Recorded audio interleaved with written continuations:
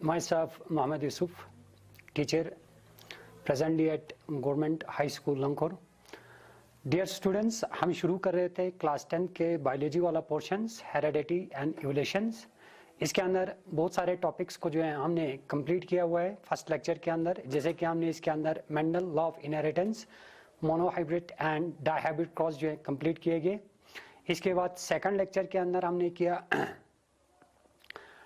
एक्यूमुलेशंस of वायरेशन, sex डिटर्मिनेशंस. इसके बाद जो है हमने व्हाट आर द इवोल्यूशंस के बाद जो है हमने कुछ ऐसे थ्योरीज बताए जहाँ पे इस चीज़ को हम प्रूव कर सकें कि about the evolutions of an organism, यानी लिविंग ऑर्गेनिजम्स का किस तरीके से इवोल्यूशंस होते हैं.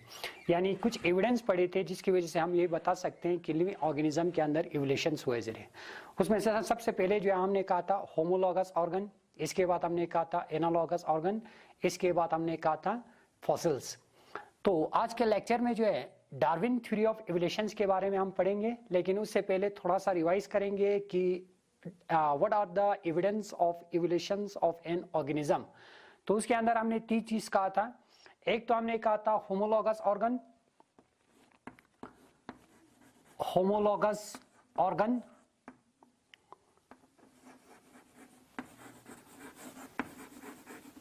दूसरा हमने कहा था, सेकंड में हमने कहा था एनालॉगस ऑर्गन,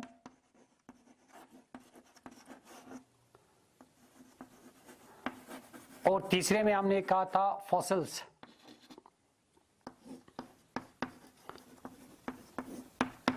ये 3 ऐसे एविडेंस हैं जिसकी वजह से हम ये बता सकते हैं कि लिविंग ऑर्गेनिज्म के अंदर इवोल्यूशंस हुए.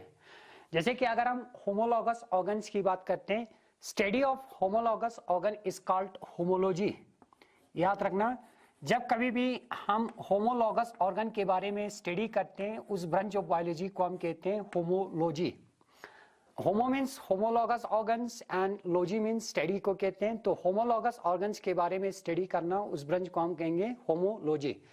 तो यहाँ पे जब कभी भी हम होमोलॉगस ऑर्गन्स की अगर हम डिफिनेशंस की बात करते हैं तो हम कहते हैं homologous organs are those organs which have basic similar basic internal structure, जिनका internal basic जो structure होगा वो सेम रहेंगे, लेकिन जो है डिफरेंट टाइप के जो है अगर फंक्शंस को कैरी आउट करते हैं तो उस टाइप के ऑर्गन्स को हम क्या कहते हैं, होमोलॉगस ऑर्गन्स कहते हैं. Homologous organ. Now this homologous organ में क्या होगा कि यहाँ पे जो है जो ऑर्गन्स, यानी वो ऑर्गन्स जिनका बेसिक इंटरनल स्ट्रक्चर जो है, बेसिक इंटरनल स्ट्रक्चर, अगर बेसिक इंटरनल स्ट्रक्चर जो है सेम रहते हैं, इज सेम और सिमिलर, लेकिन but carry out different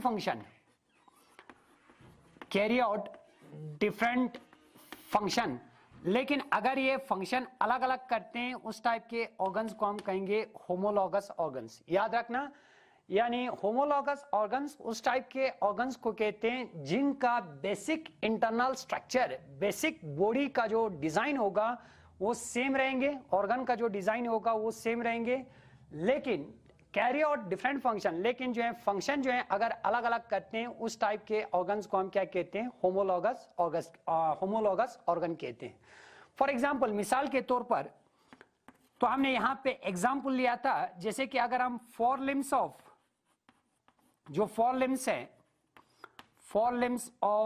birds की अगर हम बात करें, या अगर हम फ्रॉग की बात करें, ह्यूमन बींग्स की बात करें या हॉर्स की बात करें, इन सभी का जो 4 लिम्स हैं इनका इंटरनल जो स्ट्रक्चर्स रहते हैं, बेसिक जो डिजाइन होगा वो सिमिलर होगा, लेकिन फंक्शन जो है अलग अलग करते हैं.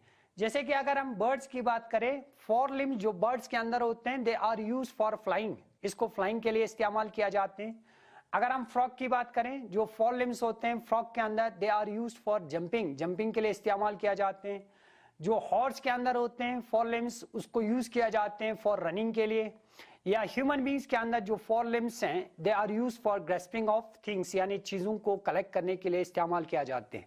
दैट मीन इन सभी ऑर्गन का बेसिक जो इंटरनल स्ट्रक्चर है, बेसिक जो बॉडी का जो ऑर्गन का जो स्ट्रक्चर है वो सेम है, लेकिन फंक्शन जो है अलग अलग करते हैं। इस टाइप के ऑर्गन्स को हम क्या कहेंगे? होमोलॉगस ऑर्गन्स कहेंगे।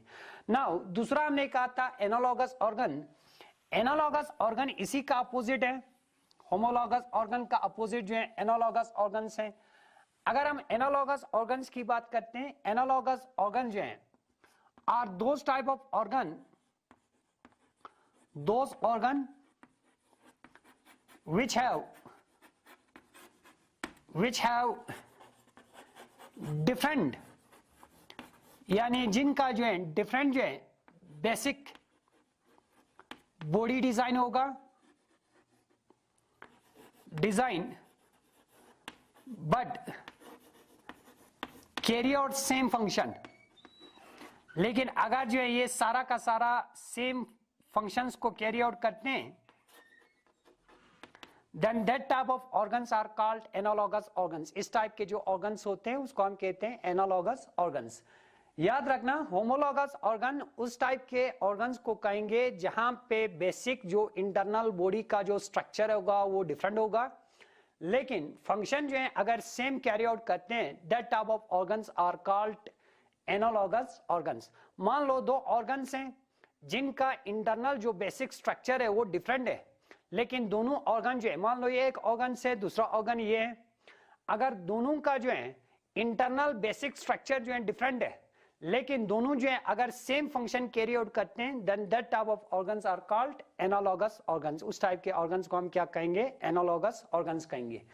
फॉर एग्जांपल यहां पे हमने कहा था एग्जांपल के अंदर wings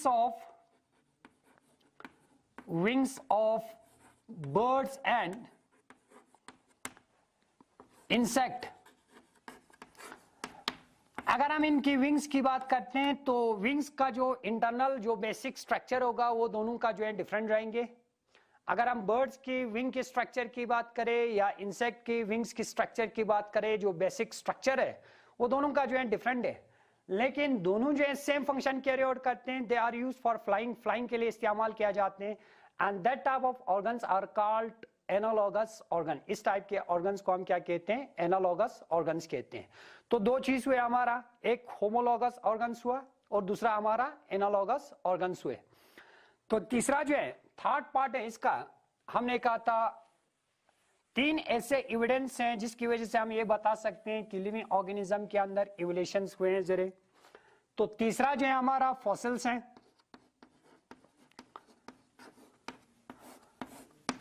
Fossils means the dead remains of plants and animals which are buried under the rocks, mostly sedimentary rocks, they are called fossils। यानी जो डेथ रिमेन्स होते हैं किसी भी प्लांट्स और एनिमल्स का जो रॉक्स के अंदर, सेडिमेंट्री रॉक्स के अंदर अगर प्रेजेंस रहते हैं कंप्रेस्ड फॉर्म के अंदर, दे आर कॉल्ड फॉसिल्स। इनको हम क्या कहते हैं? फॉसिल्स कहते हैं। And these fossils also provide information about the evolution of organism। ये फॉसिल भी हमें प्रोवाइड करते हैं information about the evolution of organism.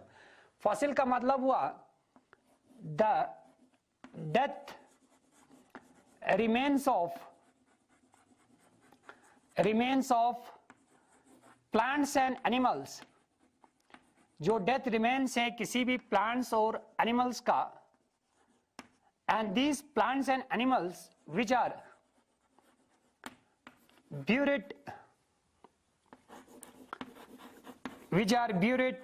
under the rocks, ये किसके अंदर प्रेजेंस रहेंगे? Under the rocks, mostly sedimentary rocks. Sedimentary rocks के अंदर जो प्रेजेंस रहते हैं, and they are called fossils. इनको हम क्या कहते हैं? फॉसिल्स कहते हैं। फॉर एग्जाम्पल अगर हम आर्कियोपैट्रिक्स की बात करें, These archaeopteryx is the connecting link between birds and reptiles। ये archaeopteryx जो है ये हमारा एक कनेक्टिंग लिंक है between birds and reptiles का। तो इसके अंदर दो कैरेक्टर्स हैं, एक तो इसके अंदर बर्ड्स का भी कैरेक्टर है और दूसरा इसके अंदर रेप्टाइल्स का भी कैरेक्टर है। बर्ड्स के अंदर इसका जो करेक्टर है बर्ड्स का करेक्टर ये है कि इनके बॉडी के ऊपर जो है फेदर प्रेजेंस रहते हैं। Actually this is a fossil, ये हमारा एक फॉसिल्स है। दूसरा जो है इसके अंदर एक लॉन्ग बीक जो है प्रेजेंस रहते हैं। These two are the characteristics of bird, ये दो जो है कैरेक्टरिस्टिक्स है बर्ड्स का। तो आर्कियोपेट्रिक्स की बात करें, Archaeopteryx is the connecting link between birds and reptile, ये बर्ड्स और रेप्टाइल का कनेक्टिंग लिंक है। इसके अंदर दोनों का करेक्टर है। एक तो बर्ड्स की अगर हम बात करें, इसके बॉडी के बाहर जो है फेदर प्रेजेंस है। दूसरा इसके अंदर जो है बीक जो है प्रेजेंस है। फेदर प्रेजेंस रहना या बीक जो है प्रेजेंस रहना, this is the characteristics of bird. अगर हम रेप्टाइल की कैरेक्टरिस्टिक्स की बात करें, इसके अंदर टीथ है, दूसरा जो है टेल है। These are the characteristics of, ये दोनों जो है किसका कैरेक्टरिस्टिक्स है? रेप्टाइल्स का कैरेक्टरिस्टिक्स है। तो इवोल्यूशंस हमें ये बता देते हैं कि रेप्टाइल्स के अंदर कुछ ऐसे मॉडिफिकेशंस हुए, कुछ ऐसे वायरेशंस आए, कुछ ऐसे चेंज आए जिसकी वजह से टीथ और टेल जो है क्या हुए, आहिस्ते आहिस्ते खत्म होने लगे and they are converted into birds. ये किसके अंदर कन्वर्ट हुए? बर्ड्स के अंदर कन्वर्ट हुए। तो ये तीन ऐसे एविडेंस हैं जिसकी वजह से हम ये बता सकते हैं कि लिविंग ऑर्गेनिज्म के अंदर इवोल्यूशंस हुआ है जरे। तो ये हमारा एविडेंस था about the evolutions of living organism. अब हम जाते हैं आज के टॉपिक के ऊपर, जिसको हमने लिखा है डार्विन थ्योरी ऑफ इवोल्यूशन। यानी डार्विन ने एक थ्योरी दिया about the evolution of living organism. Darwin ने एक थ्योरी दिया है about the evolutions of living organism and that theory is called Darwin theory of evolution. तो डार्विन थ्योरी ऑफ इवोल्यूशन में कहता क्या है? Darwin theory of evolution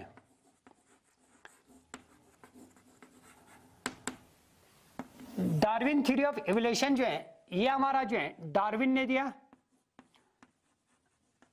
Darwin ने जो है एक थ्योरी दिया है about the evolutions of living organism and that theory is called Darwin theory of evolution. Now according to Darwin theory of evolution में क्या कहते हैं कि लिविंग ऑर्गेनिज्म के अंदर कुछ ऐसे चेंज आते हैं, कुछ ऐसे वायरेशंस आते हैं जिसकी वजह से एक ऑर्गेनिज्म जो है दूसरे ऑर्गेनिज्म के अंदर क्या हो जाते हैं? कन्वर्ट हो जाते हैं। इवोल्यूशंस होते हैं, ग्रेजुअल चेंज होते हैं लिविंग ऑर्गेनिज्म के अंदर। तो इसके जो मेन पोस्टुलेट्स हैं, मेन पॉइंट्स हैं डार्विन थ्योरी ऑफ इवोल्यूशन के, main points about the Darwin theory of evolution, सबसे पहले ये कहते हैं कि जितने भी जो लिविंग ऑर्गेनिजम्स हैं, living organism continuously reproduce, continuously क्या करते हैं? रिप्रोड्यूस करते हैं,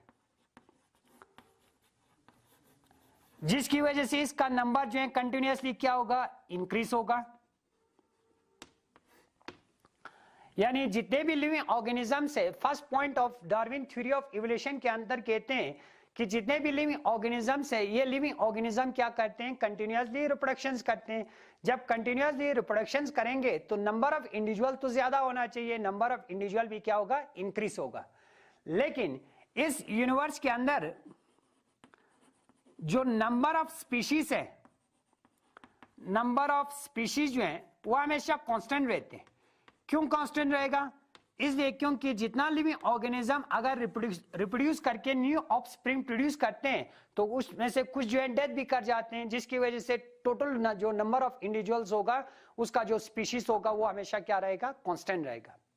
तो ये हमारा फर्स्ट पॉइंट है about the Darwin theory of evolution, जहां पे डार्विन ने ये कहा कि जितने भी लिविंग ऑर्गेनिजम्स है वो क्या करते हैं? कंटिन्यूअसली रिप्रोड्यूस करते हैं, जिसकी वजह से नंबर ऑफ स्पीशीज जो है कंटिन्यूअसली इंक्रीज करेंगे। लेकिन जो स्पीशीज का जो नंबर होगा वो हमेशा इस यूनिवर्स के ऊपर कांस्टेंट रहते हैं, इसलिए क्योंकि जितना बर्थ करेंगे उतना क्या हो जाएगा? डेथ भी करेगा लिविंग ऑर्गेनिज्म। नाउ दूसरा पॉइंट्स के अंदर डार्विन थ्योरी ऑफ इवोल्यूशन के अंदर कहते हैं, सेकंड मेन पोस्टुलेट्स के अंदर, अब लिविंग ऑर्गेनिज्म के बीच में स्ट्रगल होगा। लिविंग ऑर्गेनिज्म के बीच में जो है स्ट्रगल होगा। स्ट्रगल किस चीज के लिए होगा? स्ट्रगल होगा किसके लिए? फूड के लिए स्ट्रगल होगा, शेल्टर के लिए स्ट्रगल होगा या मेटिंग के लिए स्ट्रगल होगा। यानी जो लिविंग ऑर्गेनिजम्स है उनके बीच में या तो सेम स्पीशीज के बीच में या तो डिफरेंट स्पीशीज के बीच में क्या होगा, स्ट्रगल होगा। इस स्ट्रगल जो है किस चीज के लिए होगा, या तो फूड के लिए स्ट्रगल होगा या शेल्टर के लिए स्ट्रगल होगा या किसके लिए, मेटिंग के लिए स्ट्रगल होगा। दैट मीन जो हमारा लिविंग ऑर्गेनिजम्स हैं उनके बीच में अब स्ट्रगल हो रहा है, स्ट्रगल फॉर फिटनेस। किसके लिए, फूड के लिए, शेल्टर के लिए, मेटिंग के लिए स्ट्रगल हो जाते हैं।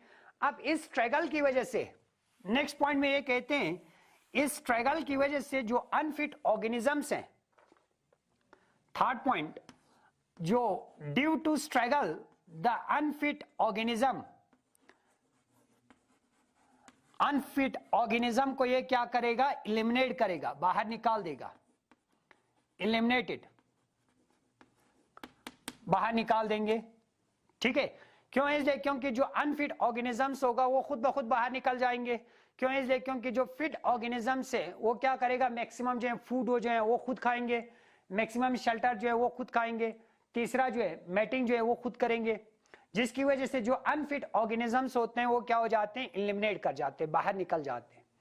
नेक्स्ट में जो फिट ऑर्गेनिज्म, अब अनफिट ऑर्गेनिज्म तो एलिमिनेट हुए, बाहर निकल गए, लेकिन जो फिट ऑर्गेनिजम्स है, फिट ऑर्गेनिज्म ये क्या करेगा, कंटिन्यूअसली रिप्रोड्यूस करेगा, कंटिन्यूअसली रिप्रोड्यूस। जब ये कंटिन्यूअसली रिप्रोड्यूस करेंगे इनके अंदर वायरेशंस आते जाएंगे आहिस्ते आहिस्ते। इसी वायरेशंस की वजह से लास्ट में जो है ग्रेजुअल चेंज आते जाएंगे, जिसकी वजह से at last result in the formation of new species. यहां पे जो है एक नया स्पीशीज जो है फॉर्मेशन होगा। This is called Darwin theory of evolution. इसको हम क्या कहते हैं, डार्विन थ्योरी ऑफ इवोल्यूशन कहते हैं। यानी लिविंग ऑर्गेनिज्म के अंदर जो फिट ऑर्गेनिजम्स हैं, जो अनफिट ऑर्गेनिजम्स हैं, उनको स्ट्रगल की वजह से एलिमिनेट कर दिया, बाहर निकल दिया। लेकिन जो फिट ऑर्गेनिजम्स है वो कंटिन्यूअसली रिप्रोड्यूस करते जाते हैं। जब कंटिन्यूअसली रिप्रोड्यूस करते जाते हैं इनके अंदर वायरेशंस आते जाते हैं। जितना वायरेशंस आएंगे उतना वायरेशन एक्यूमुलेट होते जाते हैं, एक्यूमुलेट होते जाते हैं। लास्ट में जो है result in the formation of new species, यहां से जो है एक नया स्पीशीज जो है फॉर्मेशन होगा। That is called evolution of organism. क्यों, इसलिए क्योंकि यहाँ पे न्यू स्पीशीज जो है प्री एग्जिस्टिंग स्पीशीज से फॉर्मेशन हो रहा है, तो इस प्रोसेस को हम क्या कहेंगे, इवोल्यूशन कहेंगे। तो ये हमारा इवोल्यूशन के, डार्विन थ्योरी ऑफ इवोल्यूशन के मेन पोस्टुलेट्स हुए जो इस चीज को डिस्क्राइब करते हैं कि लिविंग ऑर्गेनिज्म के अंदर इवोल्यूशन किस तरीके से होगा। तो according to Darwin theory of evolution, nature जो है खुद सेलेक्ट करते हैं किस ऑर्गेनिजम्स को इस दुनिया के ऊपर जो है रखना है और किस ऑर्गेनिज्म को इस दुनिया से जो है एलिमिनेट करना है। ये नेचर जो है खुद सेलेक्ट करते हैं, and that is called natural selection. इसको हम क्या कहते हैं, नेचुरल सिलेक्शन कहते हैं, नेचुरल सिलेक्शन। यानी नेचर जो है खुद ऑर्गेनिज्म को, खुद स्पीशीज को सेलेक्ट करते हैं कि किस ऑर्गेनिज्म को यूनिवर्स के ऊपर रखना है और किस ऑर्गेनिज्म को एलिमिनेट करना है। तो that process called natural selection. तो यहां पे डार्विन कहते हैं, फॉर एग्जांपल मान लो यहां पे जो है एक फॉरेस्ट है, ये हमारा एक फॉरेस्ट है। इस फॉरेस्ट के अंदर जो है दो टाइप के हॉर्स रहते हैं, टू टाइप ऑफ हॉर्स। इसके अंदर दो टाइप के जो है हॉर्स रहते हैं। एक हॉर्स है जिसका जो है लेग जो है लंबा है, लॉन्ग लेग, और दूसरा जो हॉर्स है उसका जो है शॉर्ट लेग है। दैट मीन एक फॉरेस्ट है, एज्यूम कर रहा है, मान लो कि हमारे पास एक फॉरेस्ट है, उस फॉरेस्ट के अंदर दो टाइप के हॉर्स रहते हैं। एक लॉन्ग लेग टाइप के जो है हॉर्स रहते हैं और दूसरा जो है शॉर्ट लेग टाइप्स के जो है हॉर्स रहते हैं। अब क्या हुआ कि किसी भी नेचुरल क्लाइमेटीज की वजह से, यानी जमीन के ऊपर फॉरेस्ट के जो जमीन है वहां से ग्रासेस जो है खत्म होना शुरू हुआ। जो ये नेचुरल क्लाइमेटीज की वजह से जो जमीन के, फॉरेस्ट के जो फ्लोर के ऊपर जो ग्रासेस था वो आहिस्ते आहिस्ते खत्म होने लगा। अब जो लॉन्ग लेग हैं ये क्या करेंगे, ब्रांचेस को खाएंगे, लीव्स को खाएंगे, क्योंकि इनका हाइट तो बहुत लंबा है, ऊपर से जो है ब्रांचेस को, लीव्स को जो है आराम से खा सकते हैं। लेकिन जो शॉर्ट लेग हैं ये ऊपर नहीं पहुंच पाएंगे। क्यों, इसलिए क्योंकि इनका साइज जो है छोटा है। जिसकी वजह से इनको फूड अगर नहीं मिलते हैं ऐसे ऐसे ये क्या हो जाएंगे, मर जाएंगे। दैट मीन नेचर ने किसको सेलेक्ट कर दिया, लॉन्ग लेग हॉर्स को सेलेक्ट कर दिया। This is called natural selection, इसको हम क्या कहते हैं, नेचुरल सिलेक्शन कहते हैं। तो नेक्स्ट इसका है, बहुत ही शॉर्ट टॉपिक है, इसमें स्पेसिएशन। स्पेसिएशन किसको कहते हैं, speciation means formation of new species को कहते हैं, फॉर्मेशन ऑफ न्यू स्पीशीज। यानी न्यू स्पीशीज अगर फॉर्मेशंस होते हैं फ्रॉम कहां से, प्री एग्जिस्टिंग स्पीशीज से, प्री एग्जिस्टिंग स्पीशीज। यानी जब कभी भी फॉर्मेशंस हो न्यू स्पीशीज का from pre existing species, that process is called speciation. तो ये हमारा लास्ट टॉपिक था हेरेडिटी एंड इवोल्यूशंस का। तो इसके बाद हम नेक्स्ट पार्ट्स के अंदर जो है और एक टॉपिक